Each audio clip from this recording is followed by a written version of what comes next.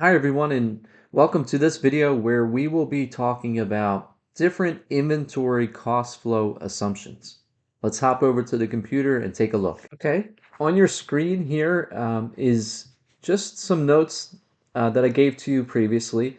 And what this diagram illustrates is the relationships between inventory systems and cost flow assumptions.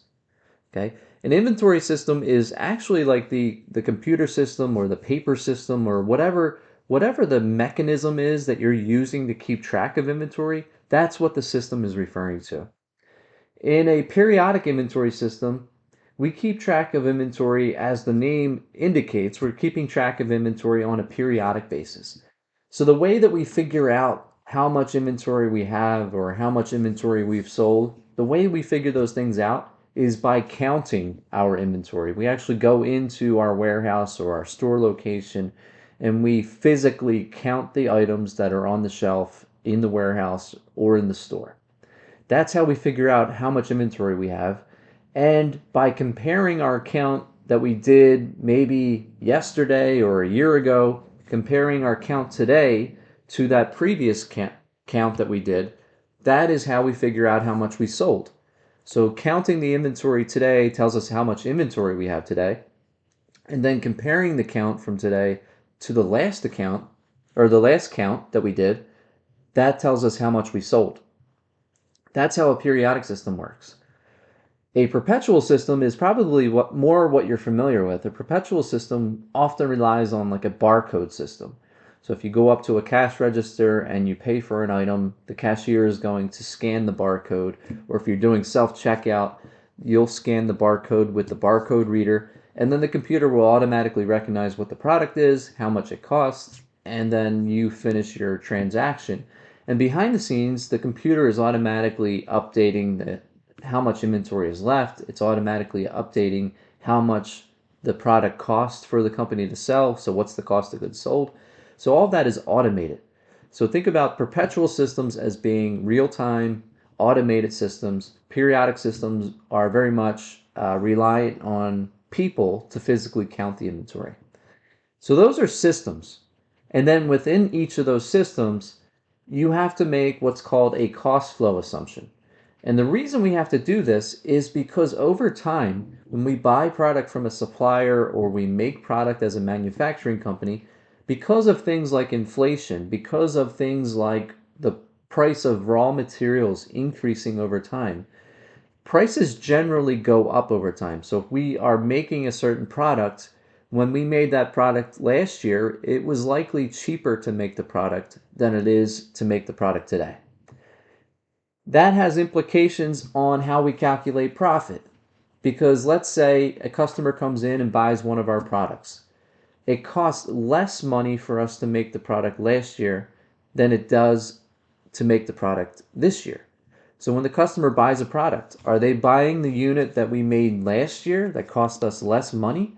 Or are they buying the product that we made this year that costs more money?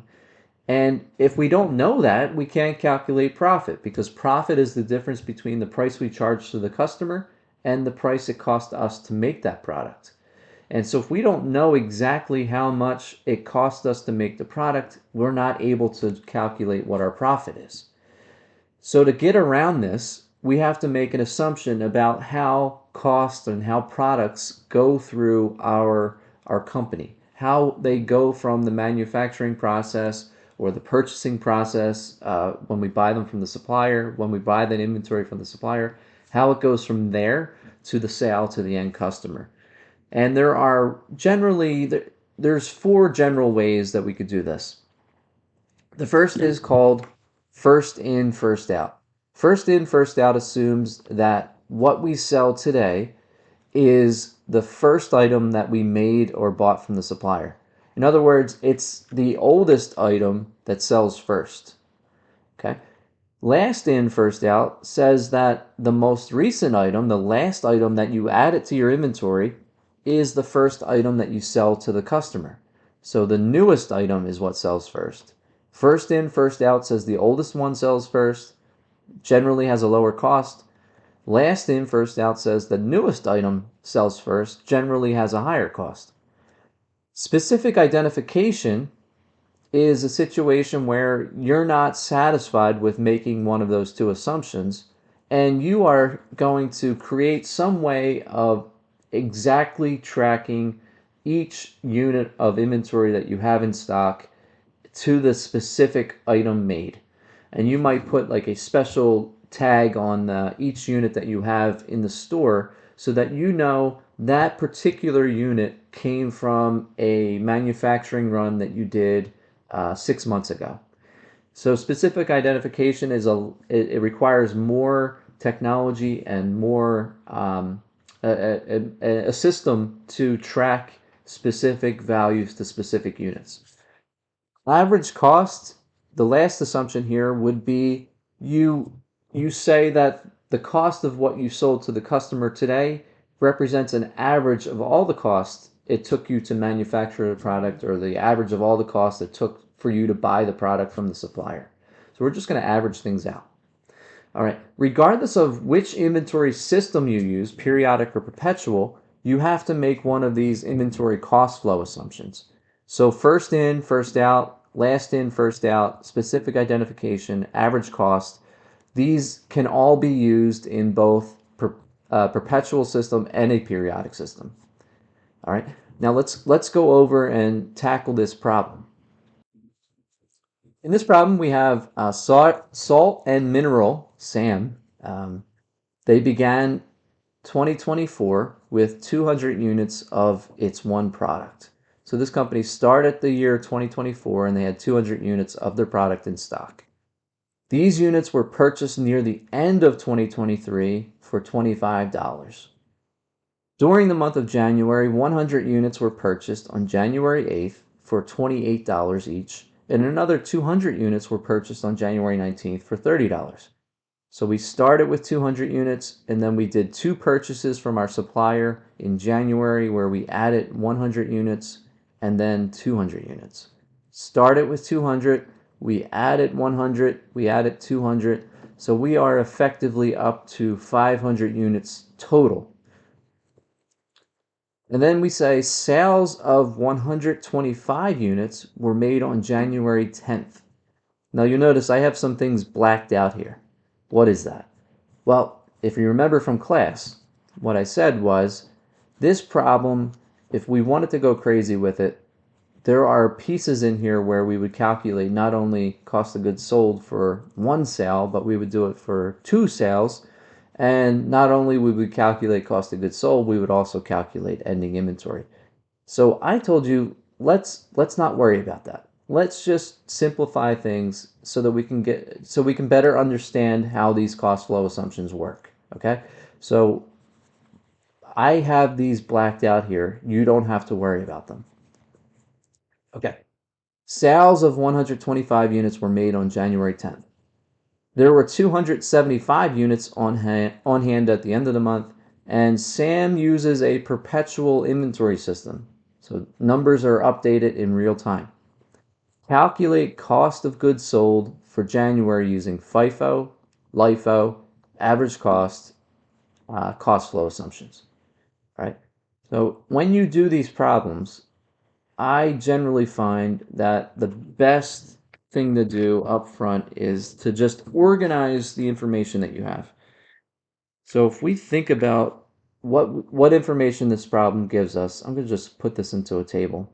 And you can easily set this up on a page when you're writing. But I am going to create a 3-column table. I'm going to label the first column as layer. The second column will be number of units. And then the third column will be price per unit. Okay. And then we could actually add a fourth column here. And let me insert column right. Okay. So this will be number of units, price per unit. And then I want to have total cost. And you'll see why in just a second. All right. So the first layer of inventory is the stuff that we have from the beginning of the year. The 200 units that were priced at $25 each. So the first layer of our inventory contains 200 units, and the price is $25 per unit.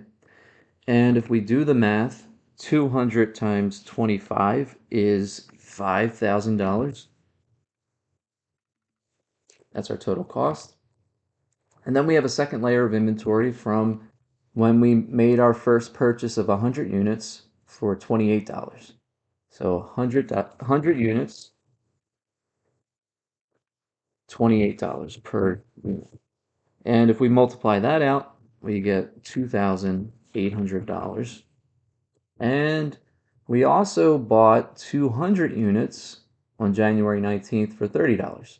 So the third layer of inventory here, and think about these layers as like layers of a cake. And so the cake, it represents all of our inventory, but the cake as a whole is made up of layers. So we have 200 units that were purchased for $30 from the supplier per unit. And if we multiply this out, what do we get? We get 200 times 30, so 2 times 3 is 6, and we have 3 zeros, so this is $6,000.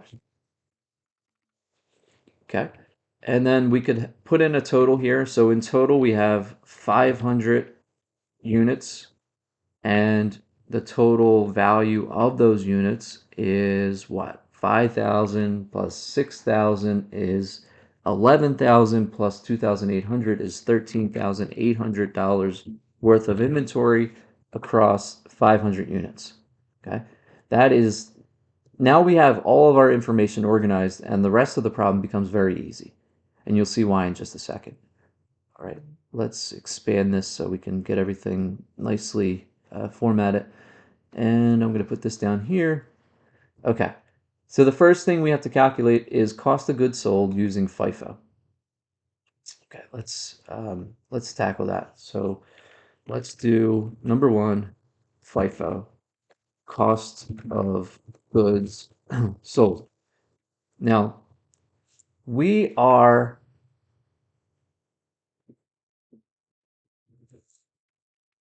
trying to record the cost of goods sold for 125 units that were sold on January 10th. So we are calculating the sale of 125 units, and this sale is happening on January 10th. Layer 1 was purchased, or it was there at the beginning of the year, so that's from January 1st.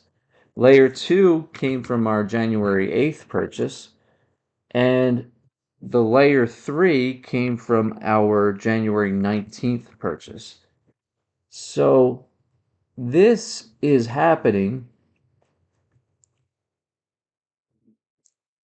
The sale is happening in between the company's purchase of inventory on January 8th and January 19th. And that's going to matter when we use LIFO and average cost. But for now, let's tackle FIFO, cost of goods sold. FIFO says the first units sold are, or the first units that were added to inventory are the first units to sell. So the oldest stuff sells first. We're selling 125 units. Remember, this is up here. We're trying to calculate the cost of goods sold for these 125 units. 125 units multiplied by what? Well, if we're doing the oldest layer at the time of this sale, the oldest layer available was this. So the price per unit is $25 per unit. And so our cost of goods sold then is $3,125. And this is our final answer for the first part. Second part, LIFO, cost of goods sold. Again, we're selling 125 units. And LIFO says the newest stuff is what sells first. And remember, we're making the sale right here. We're making the sale before we have added inventory on the 19th.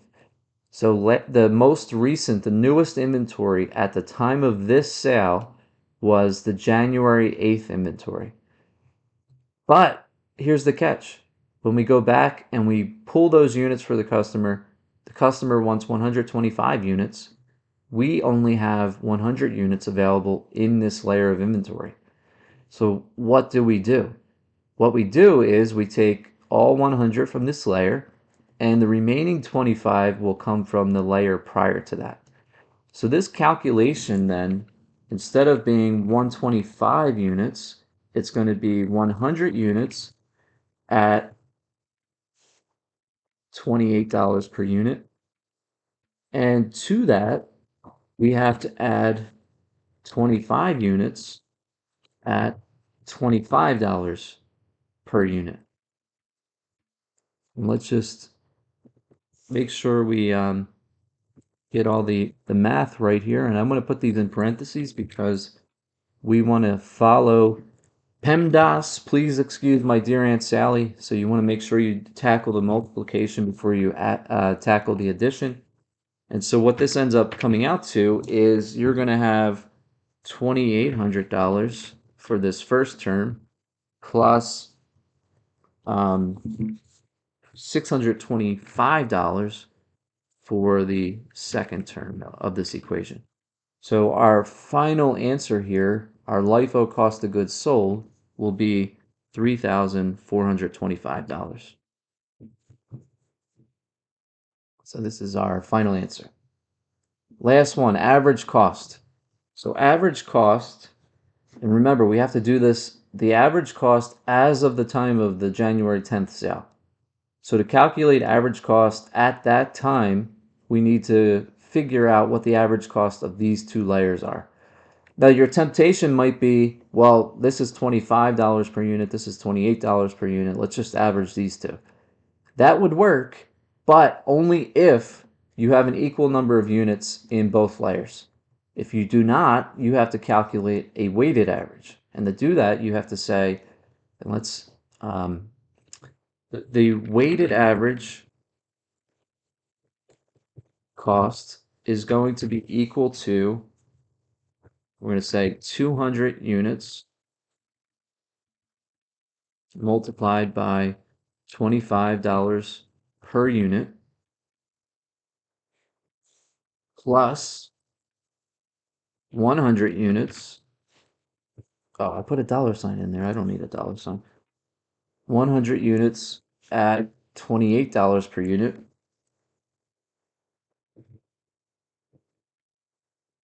And this will tell us our total cost. And we want to divide that whole thing by the total number of units, which we can get by saying 200 units plus 100 units. All right. Fortunately, we've already done these calculations, right? The 200 units at $25 per unit, we already did this up here. It's 5,000. 100 units at $28 per unit, we already did it up here. That is $2,800. Okay, so our calculation then becomes, it is going to be 5,000 plus 2,800 divided by 300 units. And let's make sure we're following the correct mathematical notation here so that we can do PEMDAS. Please excuse my dear Aunt Sally. So essentially we get $26. So this will be $26 per unit is our weighted average cost per unit. To get our cost of goods sold, so average cost of goods sold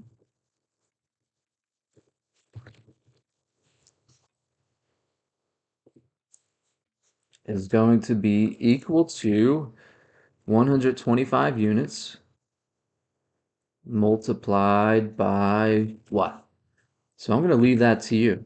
I'm going to leave to you that calculation. So you have everything you need here to figure out what number goes in and to calculate your final cost of goods sold. which will be your answer for average cost of goods sold.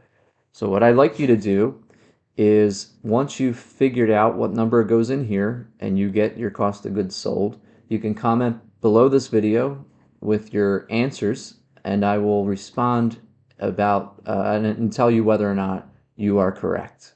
All right, in this video, we worked through 3 different inventory cost flow assumptions with 3 different inventory layers, and we saw how FIFO, LIFO, and average cost flow assumptions work when accounting for inventory. So thank you very much for watching. I hope you found this video helpful. Take care.